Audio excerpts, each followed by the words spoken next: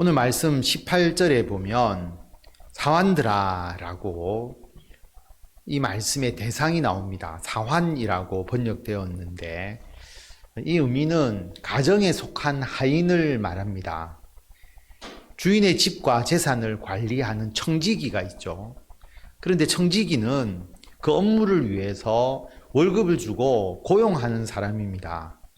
여기서의 사환은 그런 청지기가 아니고 일종의 가정에 있는 하인, 노예와 같은 그런 사람이죠. 그런데 가정의 노예, 하인으로 있는 사람이 예수님을 믿게 되었습니다. 노예 제도가 있는 신분제 사회잖아요. 그런데 하층민이라고 할 수 있는 노예가 예수님을 믿게 되었습니다. 그러면 그 하인, 노예가 어떻게 해야 할까요? 오늘 말씀은 여기에 대해서 이야기를 하고 있는데 우리가 성경 말씀을 생각지 않고 그냥 생각을 해도 한 두 가지 정도로 생각을 할 수가 있겠죠. 하나는 노예제를 철폐하는 개혁운동. 개혁이라기보다는 혁명에 가깝지 않겠습니까? 노예제를 완전히 폐지하는 그런 혁명적인 활동을 하거나 노예제가 철폐되어야 된다고 강하게 주장하거나 노예제에 기초하고 있는 사회체제를 거부하는 그런 방향으로 나아갈 수가 있겠죠. 또 하나의 방향은 노예제는 어쩔 수 없는 거다. 노예제를 인정하고 그냥 참고 견뎌라. 그렇게 이야기할 수가 있을 겁니다. 여러분이 노예제 사회에서 살고 있다면 예수님을 믿으면서 어떻게 행동했을까라고 한번 스스로 생각을 해 보시기를 바랍니다. 그런데 오늘 말씀은 엄격히 따지면 이 둘 다 아닌 다른 길을 우리에게 제시하고 있습니다. 베드로 사도가 노예제를 개혁해야 된다. 그렇게 주장하지 않았습니다. 그러면 노예제를 찬성했느냐? 찬성한 것도 아닙니다. 왜냐하면 노예제는 예수님의 가르침과 맞지 않습니다.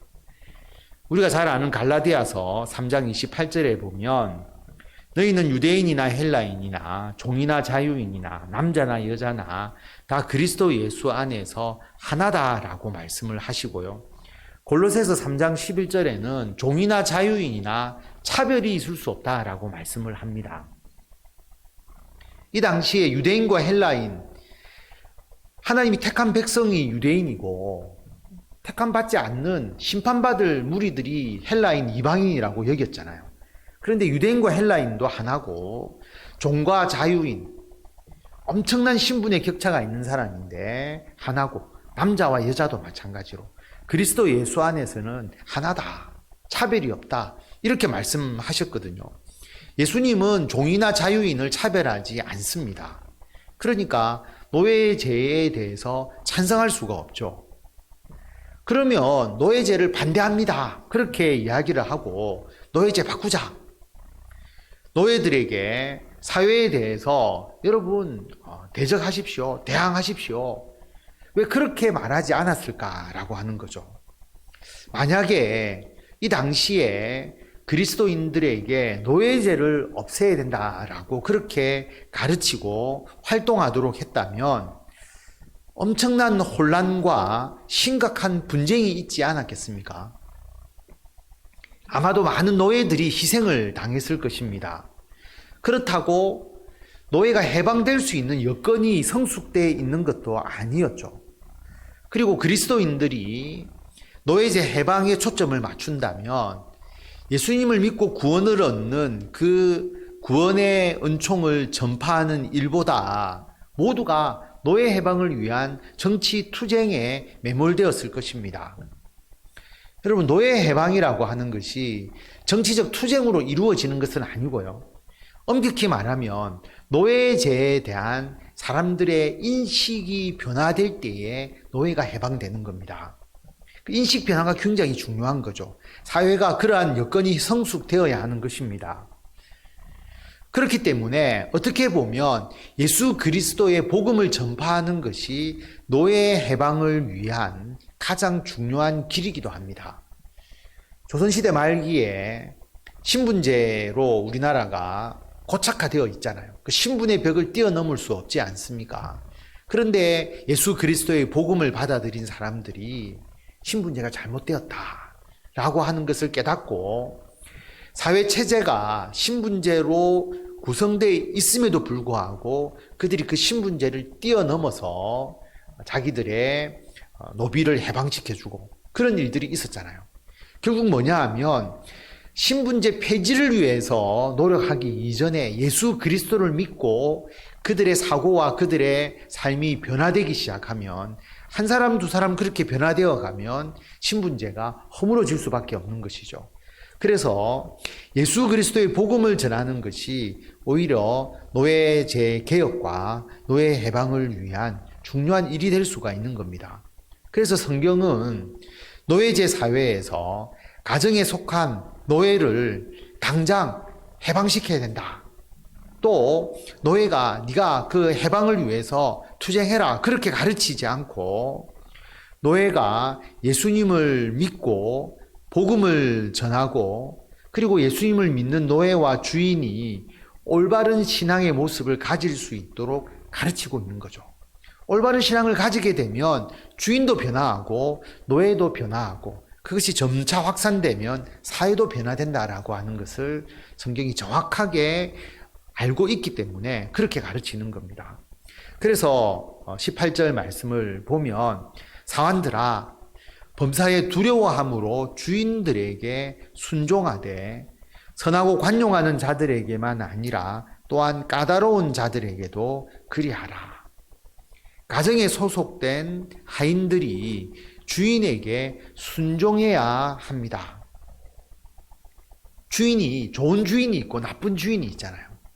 여기 보면 선하고 관용하는 주인들에게만 순종하는 것이 아니고 까다로운 주인, 까다롭다라고도 번역을 하고요. 또 다른 성경에 보면 고약한 주인 그렇게 표현을 합니다. 까다롭고 고약한 주인에게도 순종하라라고 그렇게 말합니다.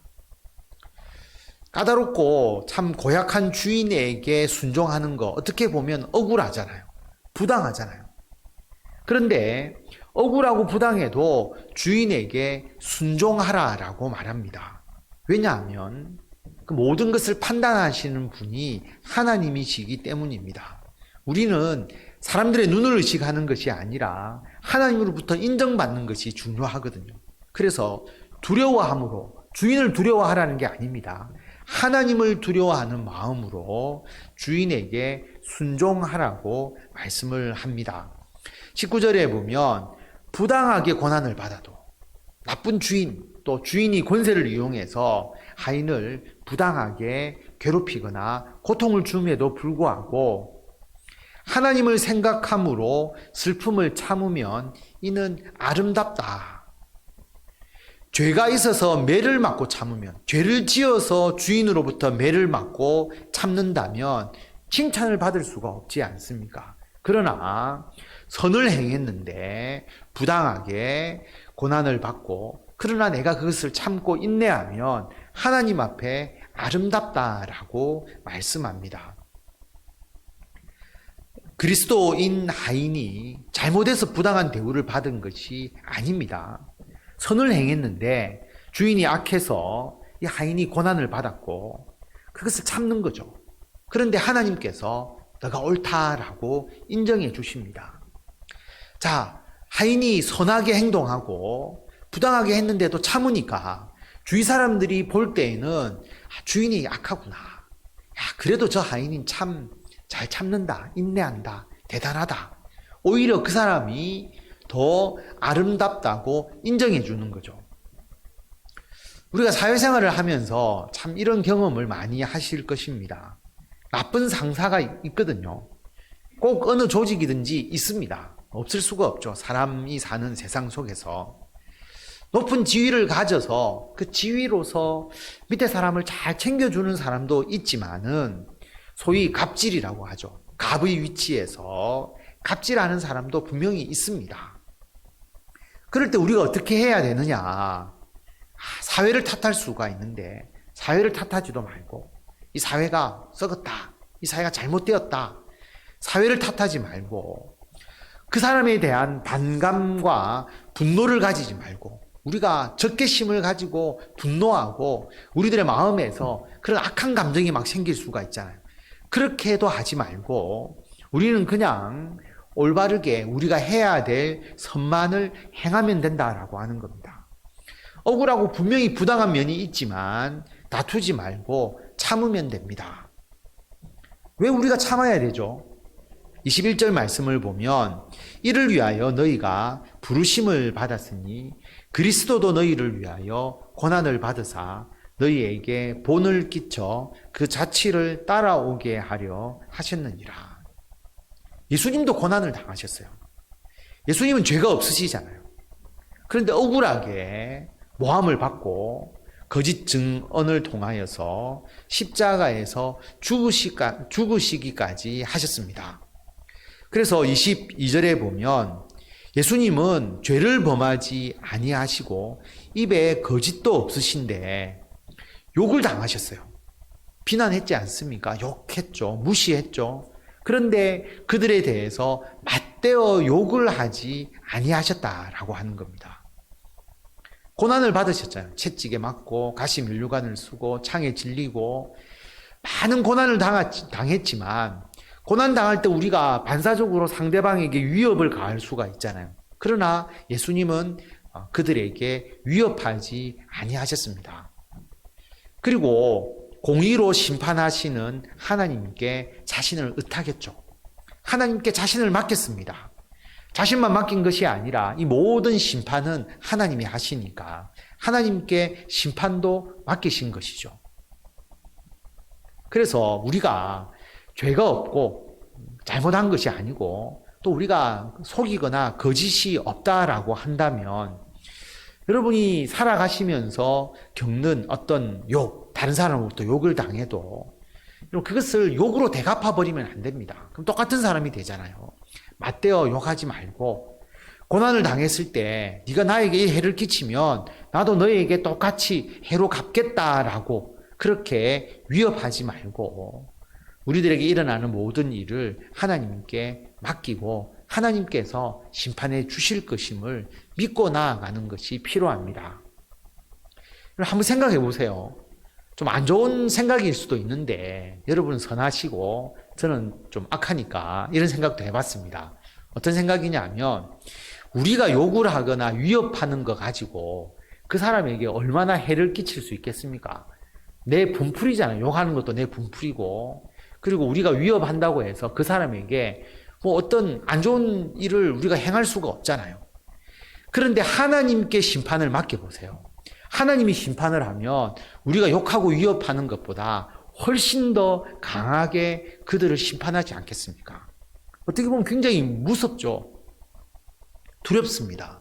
그러니까 정말 그 사람이 어떤 심판을 받기를 바란다면 여러분이 욕하거나 위협하지 마시고 하나님께 맡겨버리는 것이 훨씬 더 그 사람에게 더 큰 영향을 끼칠 수가 있는 거죠. 물론 우리가 이런 악한 생각을 해서는 안 되는데 하면 그렇다라고 하는 거죠. 여러분은 전혀 그런 생각도 안 했을 건데 저니까 그렇게 생각을 했습니다. 그래서 예수님은 24절에 보면 친히 나무에 달려 그 몸으로 우리의 죄를 담당하셨다라고 하는 겁니다. 우리가 죄에 대하여 죽고 의에 대하여 살게 하려 하시기 위해서입니다. 채찍에 맞으셔서 우리가 나음을 얻었죠. 그리고 우리는 예전에는 양과 같이 길을 잃었는데 이제는 우리의 영혼의 목자와 감독 되신 예수 그리스도께로 돌아왔습니다. 우리는 길을 잃지 않죠. 우리들의 죄에 대해서 용서함을 받고 그래서 우리는 죄에 대하여 죽고 의롭게 살게 되은 겁니다. 예수님의 십자가의 죽음을 통해서 그렇게 된 거죠. 그렇기 때문에 우리가 심판을 하나님 저 사람 심판해 주십시오. 그렇게 하면서 우리들의 마음에 보복하는 심정이 강해져서도 안 됩니다. 그렇게 돼버리면 그 사람을 자꾸 저주하고자 하는 마음이 생기게 되는 거거든요. 그런 게 아니고 그냥 하나님께 의탁하는 것이지 하나님 저 사람 나에게 한 이 모든 그 악을 몇 배를 갚아 주십시오. 더 큰 심판을 그 사람에게 행해 주십시오. 이렇게 돼버리면 오히려 우리들의 마음에 분노와 악이 더 싹트기 때문에 그렇게 해서는 안 된다라고 하는 거죠. 예수님처럼 해야 되는데 예수님은 스스로 십자가에서 죽으셨습니다. 24절에 보면 친히 나무에 달리셨다라고 말하거든요. 예수님이 능동적으로 십자가에서 죽으신 겁니다. 부당하게 예수님을 핍박하고 죽음으로 몰고 갔는데 예수님은 스스로 기꺼이 십자가를 지시고 십자가의 죽음을 받아들이셨거든요. 그리고 그 길로 가셨거든요. 오히려 다른 사람의 죄까지, 우리의 죄까지 다 담당하셨습니다. 그래서 우리가 그 예수님의 십자가의 죽음 때문에 죄에 대해서 죽고 의에 대해서 살게 되었습니다. 우리가 어떤 사회생활을 통하여서 부당하고 억울한 상황을 겪을 때에 우리가 어떤 폭력적이거나 또는 육체적으로 대항하지 않고 우리가 말로서 그들을 욕하지 않고 우리가 예수님처럼 참고 십자가를 감당하게 되면 어떻게 보면 그 악한 일을 행한 사람의 죄를 우리가 대신 감당하는 것과 같죠. 우리가 그것을 반대급부로서 그들에게 비난하지 않고 우리가 참아버리면 악은 그 사람이 행했는데 우리가 짊어지는 거잖아요. 그 죄를 우리가 대신 감당하게 되는 겁니다. 한번 생각해 보십시오. 신분이 높고 아주 귀한 주인은 악을 행하고 신분이 낮은 하인이 선을 행하면서 참고 인내하면 그것을 보는 사람들이 누구를 인정하겠습니까? 아무리 신분이 높아도 그 사람이 옳다고 생각하지 않고 신분이 낮은 그 하인을 인정해 주겠죠. 하나님은 더 잘 아시니까 누구를 인정해 주겠느냐라고 하는 겁니다. 일제강점기 때 일본인에 의해서 우리나라 국민들이 억울하고 부당한 대우를 받았을 때가 있었지 않습니까? 자, 그때로 한번 우리가 돌아간다고 보면 어떻게 해야 될까? 한번 적용해 보는 겁니다. 그 당시에 군사적인 힘을 가지고 독립운동하시는 분이나 독립군을 결성해서 일본군과 군사적으로 맞선 분들도 있습니다. 이것도 필요하죠. 나라와 나라 간에 어떤 무력으로 인하여서 여기서 무력으로 악을 행했기 때문에 막기 위해서 전쟁을 통해서 그렇게 독립운동을 하시는 분도 분명히 있습니다.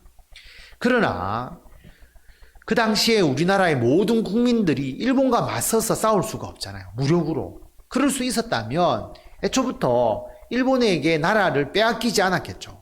싸워서 이길 수 있으면 왜 나라를 빼앗겠습니까? 힘이 없으니까 빼앗기지 않았습니까? 그러니까 싸워서 주권을 되찾아올 수가 없는 거죠. 그건 불가능한 것입니다. 그렇다면 식민지 지배는 어쩔 수 없는 것이다. 정당화해야 됩니까? 그것도 아니죠. 분명히 어떤 나라를 무력으로 지배하고 그리고 그 나라를 착취하는 것은 하나님의 뜻에 맞지 않습니다. 하나님께서 원하시는 일이 아니거든요. 그렇기 때문에 식민지 지배는 부당하다. 식민지 지배가 하나님의 뜻에 맞지 않다라고 하는 것을 그리스도인들이 증거하는 것이죠. 증거했습니다. 그래서 그 일본의 지배의 부당함을 교회와 그리스도인들이 알린 겁니다. 그러므로 예수 그리스도의 복음을 전하는 것이 식민지 지배에 대한 반대가 되는 거죠. 직접적으로 식민지 지배의 반대를 위해서 어떤 투쟁이나 노력을 하지 않는다 할지라도 예수 그리스도의 복음을 전하면 예수님의 말씀에 의해서 그런 행동이 잘못되었다, 식민지 지배가 부당하다라고 하는 것이 나타나게 되는 겁니다. 확산되게 되는 것이죠. 그래서 예수 믿는 믿음이 일본의 지배에 대항하는 힘이 되는 겁니다. 예수 믿는 그리스도인들이 정치운동을 한 것도 아니고 독립운동을 한 것도 아니고 그냥 신앙생활을 했는데 예수님을 믿는 믿음으로 나아가니까 사회의 어떤 부당한 그리고 일본의 제국주의에 의한 식민지 지배에 대해서 대항하는 영적인 힘이 생겨나게 되는 것이죠. 겉으로 보면 그리스도인들이 저항하지 않은 것처럼 보입니다. 외형적으로 식민지 지배에 순종한 것처럼 보이거든요. 그러나 순종하는 것처럼 보였지만 식민지 지배에 대한 더 강한 저항이 되었습니다. 순종이 오늘 사환들에게, 하인들에게 순종하라라고 하는 게 그 부당함에 굴복하라고 하는 의미가 아닙니다. 순종하라고 하는 의미는 무력으로 맞서서는 안 된다라고 하는 것이고요. 그들이 욕할 때 욕으로 대갚아서는 안 된다는 것이고요. 그들의 부당함과 잘못함이 있다면 너희들이 온몸으로 그것을 당하면서 맞으면서 오히려 순종하는 것처럼 무력이 아니라 비폭력으로 저항하는 것입니다. 예수님께서 유대인들의 핍박과 압제를 십자가를 지심으로써 다 받아들이셨잖아요. 그런데 굴복한 게 아니라 십자가가 오히려 그들의 죄를 다 드러내고 그들의 잘못을 드러내고 나중에 그들을 부끄럽게 만들어 버리셨죠. 십자가에서 죽으셨는데 거기에 있던 많은 사람들이 예수님이 과연 하나님의 아들이었다라고 고백하게 만드셨습니다. 기적을 일으킨 것도 아니고요. 십자가의 죽음을 택하시고 그 길을 걸으셨는데 거기에 있던 많은 사람들이 예수 그리스도를 믿게 되었다라고 하는 것입니다. 그래서 여기에 우리들의 지혜가 필요합니다. 마태복음 5장에 보면 38절에 보면 또 눈은 눈으로 이는 이로 갚으라 하였다는 것을 너희가 들었으나, 원래 이 율법에 있어서 동등 보상, 동등 배상의 원칙이죠. 율법이 눈은 눈으로 이는 이라고 이야기한 것은 뭐냐 하면 상대방이 나를 한 대 때렸는데 우리가 욱하는 감정에서 보복을 하게 되면 한 대만 때리지 않죠. 두 대, 세 대를 때리지 않습니까? 그럼 이 사람은 또 세 대, 네 대를 때리고 그러다 보면 싸움이 커지잖아요. 그래서 율법적으로 그 죄에 대해서 똑같이 배상해 주라라고 하는 겁니다.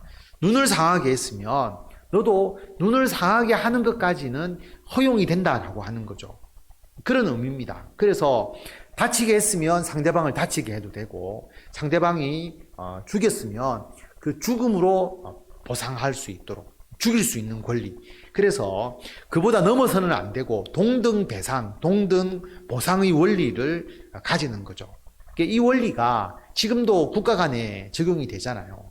그래서 예를 들어서 북한에서 우리나라에 포를 쏘았는데 우리가 미사일을 쏘거나 또는 비행기가 가서 거기를 항공으로 공습할 수가 없는 거죠. 저기서 포를 쏘면 우리도 포로 대응하도록, 그래야 전쟁이 확산되지 않지 않습니까? 그렇게 하게 되어 있습니다. 그런 거하고 비슷하다고 생각하면 되죠. 그런데 예수님께서는 구약의 율법에서는 눈은 눈으로 이는 이로라고 되어 있지만 예수님은 그렇게 하지 마라라고 말합니다. 나는 너희에게 이르노니 악한 자를 대적하지 말라라고 말합니다. 누가 나에게 악을 행하면 나도 그만큼은 갚아주겠다라고 그렇게 하지 말아라고 하는 거죠. 어떻게 해야 되느냐 하면 누구든지 내 오른편 뺨을 치거든 왼편도 돌려대고, 여기에 대해서 또 많이 이야기를 할 수 있지만 시간 관계상 자세하게 말씀을 드리지는 않겠습니다. 오른편 뺨을 쳤다라고 하는 거죠. 그런데 왼편도 돌려대라고 하는 것은 뭐냐 하면 왼편도 때리라고 하는 의미가 있잖아요. 오른쪽 뺨을 맞았는데 왼편도 돌려대라고 하는 것은 순종이 아니죠. 어떻게 보면. 그렇다고 맞서 싸우는 것도 아니잖아요. 저항의 의미를 담고 있습니다. 오히려 나의 오른쪽 뺨을 때리는 사람에게 왼편을 돌려대면서 저항하는 거죠. 그리고 40절에 보면 너를 고발하여 속옷을 가지고자 하는 자에게 겉옷까지 주라라고 하는 겁니다. 빼앗는 거잖아요. 속옷을 빼앗아 버리는 겁니다. 그런 자에게 겉옷까지 줘버리라라고 하는 것이죠. 겉옷까지 줘버리면 발가벗게 되는 거잖아요. 저항을 의미하는 겁니다. 이것도. 그리고 누구든지 너로 억지로 오리를 가게 하거든. 이것은 로마 군대가 사람을 징집해서 짐꾼으로 끌고 가는 것을 이야기하는 거거든요.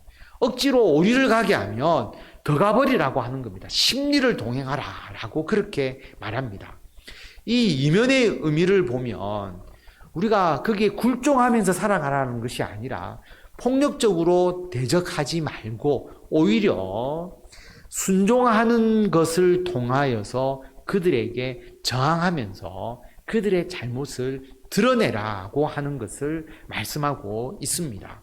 그래서 너에게 구하는 자에게 주고 꾸고자 하는 자에게 거절하지 말라. 적극적인 비폭력 저항. 그것을 의미하는 것이죠. 그래서 로마의 지배에서 살고 있는 이스라엘 백성들에게 예수님께서 주시는 지혜입니다. 그게 십자가의 힘이고 능력입니다.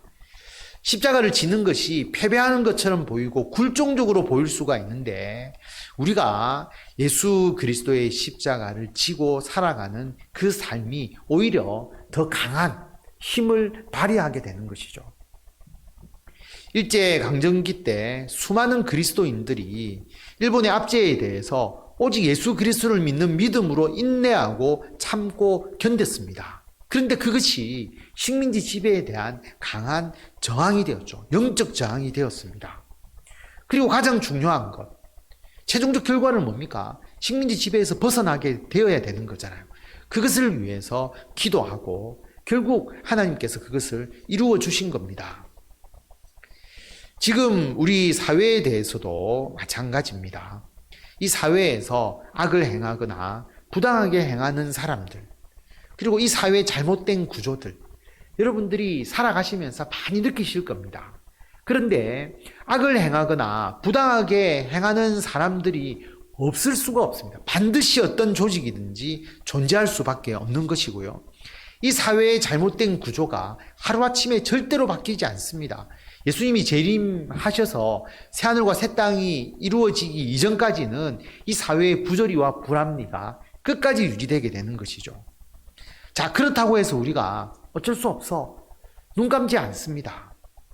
억울하고 부당한 것에 대해서, 이게 억울하고 부당하다는 것을 인식하는 것 자체가 우리가 무엇이 잘못되었는지를 분별하는 것이죠. 분별할 뿐만 아니라 우리는 그것을 참고 견디면서 우리가 순종합니다. 순종한다는 것은 우리가 폭력적으로나 그들과 똑같이 대항하지 않고 십자가를 지는 것을 의미하는 겁니다. 그리고 하나님의 심판에 맡기는 겁니다.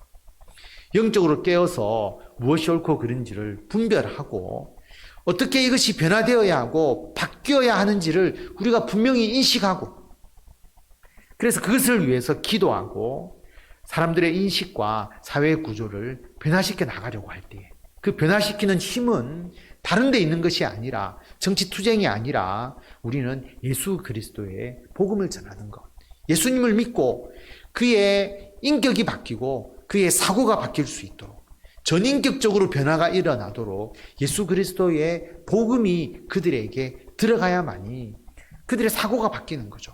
성령 안에서 그들의 삶이 변화되어 나갈 수가 있는 겁니다.